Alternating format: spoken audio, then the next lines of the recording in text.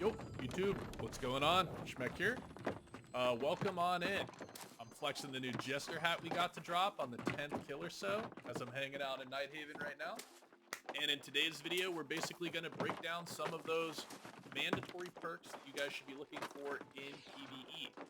I know that a lot of gearing is incredibly convoluted right now. You guys are also probably getting a ton of drops as you're doing all of your open world content. Similar to myself, and you're probably wondering what you should really be looking for. And in today's video, we're basically going to be breaking that down. So let's get right into it. I think the first thing that you guys have probably noticed is a lot of people are always commenting on gem slots, gem slots, gem slots. And for the most part, that's very true. I think in armor and weapons specifically, if you don't have a gem slot, it's almost an insta-salvage. There might be some, niche edge cases where you could probably get away with it on jewelry. For example, if you have a lot of protections that you like, maybe if you get a really good earring combination or something. But for the most part, if it doesn't have a gem, you're kind of going to be throwing it away. So really unfortunate, because that means about 60 to 70% of what you get, just based off of my own experience in chest runs, you're getting rid of. I think the only other time that you might not use a gem slot is in something like a weapon. And this would be example if you're going like spear and GA, right?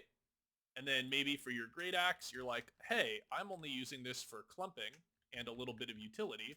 So maybe I'll put like extra offense perks so that it will help out my spear. Or skill slots to do a little bit more damage, blah, blah, blah. But besides offhands, a gem is way too good to give up for damage that you're just never going to do so. So let's look at armor perks to start. And I've kind of broke down a list of what you guys should be looking for. And the first thing are basically going to be fixed perks, right?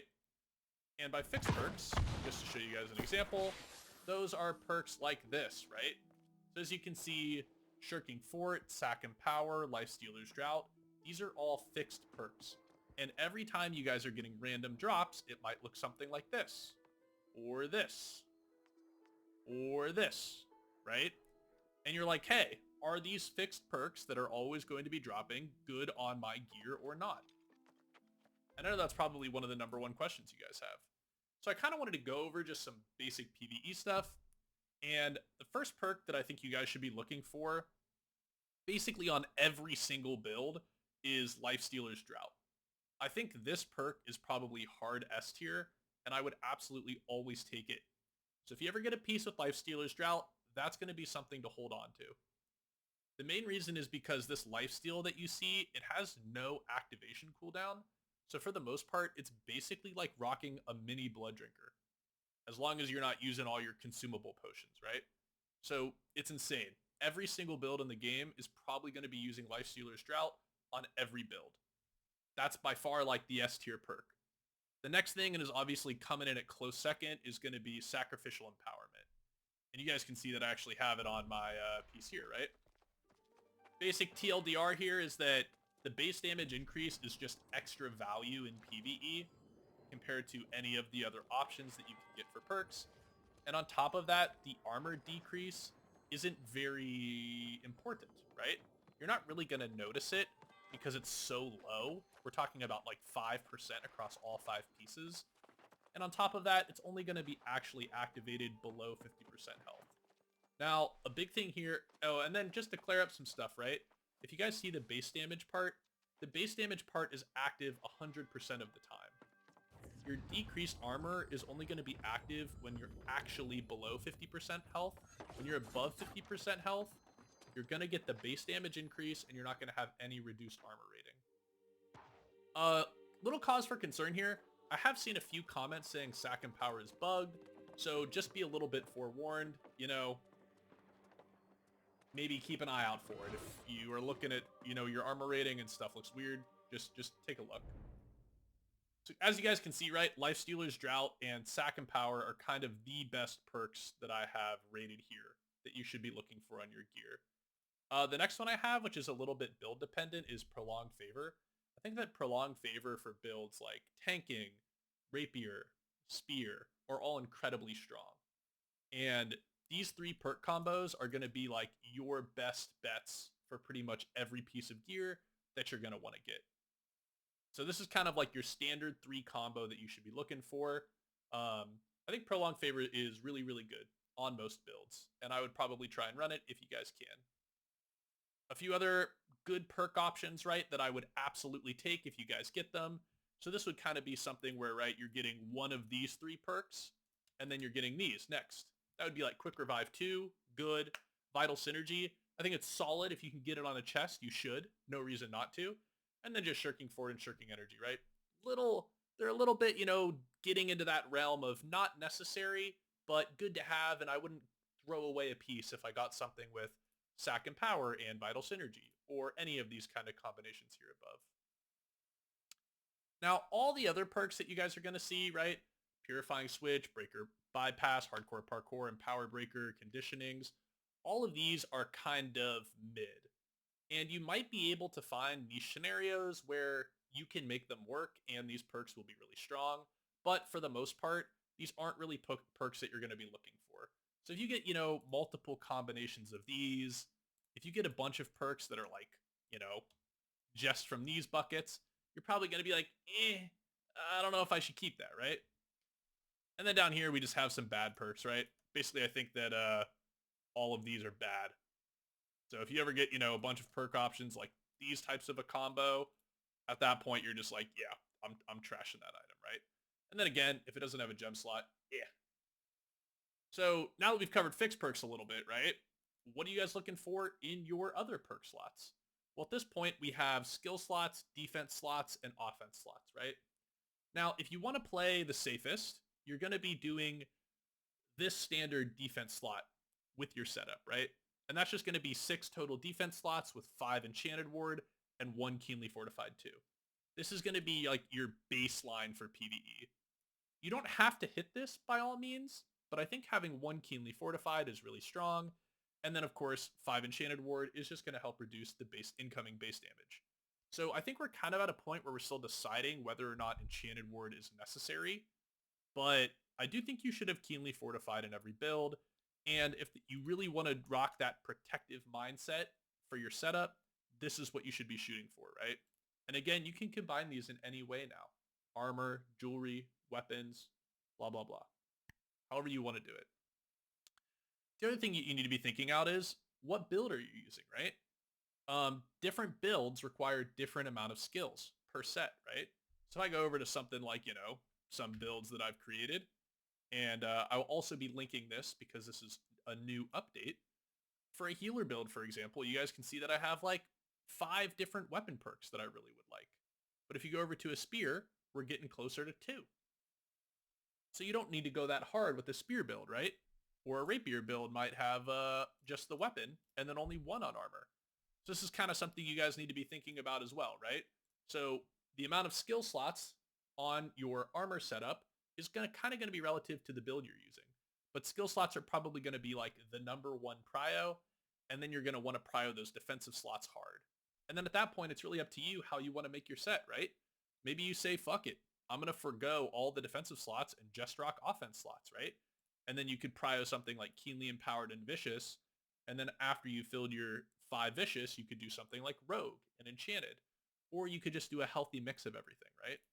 So again, this is kind of going to be up to you to decide how you want to fill your slots. But as a general rule of thumb, I would prioritize skill slots, defensive slots, and then offense slots. But then again, the difference between prioritizing defense and offense really comes down to what you're trying to accomplish as a group or an individual with your build. All right, let's move on to jewelry. I think jewelry is insanely straightforward for PvE. I think that well-being, protections, and gem slot is your goal. Now, we did mention earlier that, especially for certain content, I absolutely think that you do not need a gem slot if you're going to be slotting more protections. I also think that you could get rid of well-being if you want to slot more protections too, right? Well-being is just a very good general perk to increase your overall, effective health pool, but it's not needed. These are just kind of what you should be looking for as a baseline, right? I think the only comment that I would really make for amulets is I would consider defense slots in particular best in slot for amulets. And the reason being is you kind of want to stay away from skill slots unless all you do is play the same build, and maybe even offense slots, because when you use an amulet, that amulet you want to be used across multiple builds, right? And something like a defense slot with Enchanted Ward or Keenly Fortified, that is a perk that you can use for a healer, a tank, a DPS, right? But if you end up slotting more niche perks like offense perks or skill slots, maybe that's not going to be usable if you run your tank build, unless you want to swap up your charms all the time, right? So just kind of a heads up. I think general rule of thumb is defense slots on your amulet are the best. And then, of course, well-being, protections, gem slots. The other fixed perks do not seem very good to me or like they're even worth going for. Now, for literally every single build, this ring is freaking insane, man. This drops from the first boss of Jester, and this is a ring that I honestly suggest. I know this is gonna suck, right? Because it might not be possible for you to do Jester. Maybe you don't have a group. Even if you kill Jester 10 times, you might not get this ring.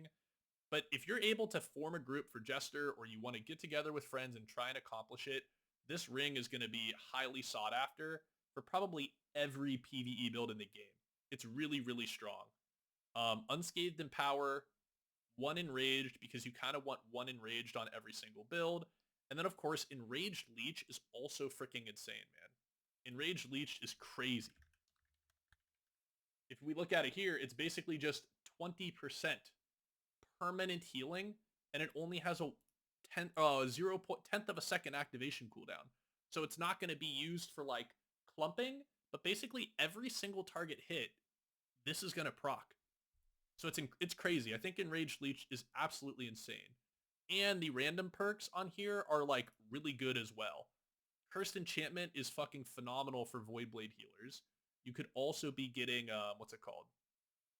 You could also be getting, this could be good for rapiers too. And then there's other stuff that like enchanted attack, skills, totality. All of those are just basically free value, right? And you could even get a damage perk. Super, super good. I think probably for all builds, this will be the Bis ring. I think the only other ring that we've really seen is probably the Infix ring. And that's for tanking, right? That's the one that is going to give you grit. Let's see if I can find it real quick. That's just the one that's going to give you grit when you guys are... Where is it? I know I have it. I guess I don't. But it's basically the old 300 con, right? The old 300 con is great. And basically that is a really good one, really good ring for you guys to run. I can't find it. It's chalk, boys. I'm sorry. Is it really not here? All right, we're moving on.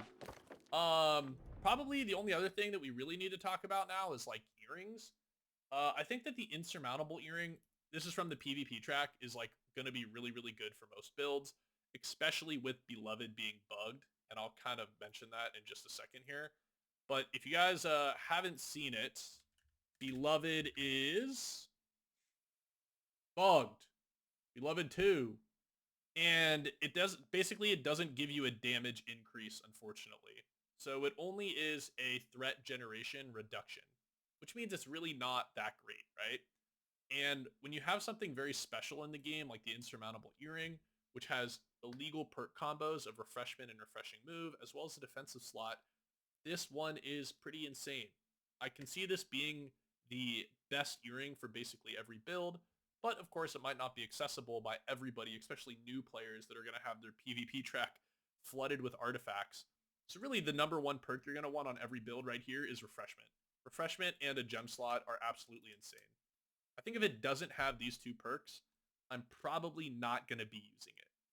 And then again, right, I would always prio those defensive slots on your earring, just because an earring is something you're going to be using for multiple different builds, you know? So as you are using the same earring for a ton of different builds, extra defense slots can be like really helpful. If you had 2 defense slots with a gem slot, you could rock like Keenly Fortified and Enchanted Ward 2 on every earring that you have. Some other noticeable shoutouts, right, are potentially Empowering Toast, Refreshing Toast, and then if Beloved ever gets fixed, Beloved would be probably, you know, the best thing to grab. So pretty solid. I think pretty standard here. Again, refreshment, gem slot. After that, just get whatever you can. And there are some noticeable shoutouts with Empowering Toast, Refreshing Toast, and maybe some defense slots. As far as weapons go, I kind of have a small breakdown of what you guys should be looking for some of the more meta weapons that a lot of people will be using, right? I haven't included Blunderbuss or on here because I just don't know a lot about Blunderbuss, but realistically, close quarters and attunements for those ranged weapons are going to be really solid.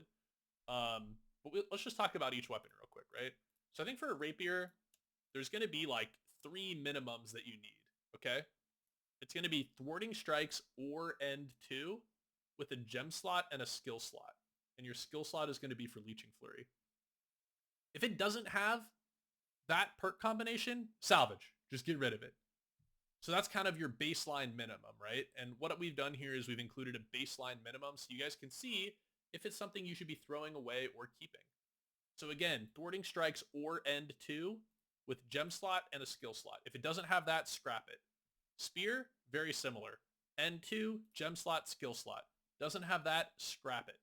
Other perks you can look for, right, are like Sundering Stacks, a second skill slot, fire. Greatsword, Trenchant Strikes, Trenchant Crits, gem slot. Doesn't have those 3 perks, scrap it. Void Gauntlet, gem slot, double skill slot. Reason why you guys want this is because Nolly Obliv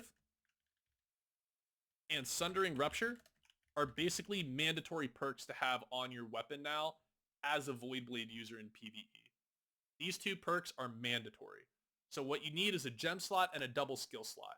If it doesn't have that in PvE, you're probably just going to get rid of it, unfortunately. But that's like your baseline minimum of what you should be looking for. Swords, on the other hand, are a little bit more up to the user. I think that if you did like a skill slot for Contagious Upheaval, that would be really good just for its free damage, right? Or maybe even the new Compounding Whirling Blade. But for the most part, I think that N2 is probably like really strong on a Sword and Shield player. We can just look that up right here, right now, right? But you're always doing that third light attack, and of course you're doing abilities as well. So it's really just free damage to your abilities, and then every third attack, you're also getting a plus 12% base damage increase. So N2 seems very strong to me on Sword and Shield right now. And then maybe because Sword and Shield's a very single target focused build, attunements, offense slots, or skill slots are kind of going to be what you should be focusing for. I also think that just like Spear, a Sword and Shield DPS, or even a tank could use Sundering Stacks too, or potentially Trenchant Rend. I think Trenchant Rend 2 is going to be more for tanks, but, you know, there you go. Now, the only other thing I wanted to mention is we have 2 new updates for you guys, and that's basically going to be that I've kind of finalized this, like, meta build comp for right now with a few different concept builds. And this is like if you were like, hey, Schmeck, what do you think that the best fucking spear is, right? You know, I put that down here. Same thing for Rapier, and kind of what I would suggest a handful of builds. You know, here's 3 different concept builds for Rapier that you could consider, right? And then there's a few notes over here for other alternatives for whatever setup you want to use. So we will link this down in the description, right? And then I think that that's it. I think I know I yap a lot, but thank you for watching. If you guys have questions, I hope this helped you a little bit. If not, Mabi, we'll try better in the next one. And I'll see you guys then. Pile, pile, pile.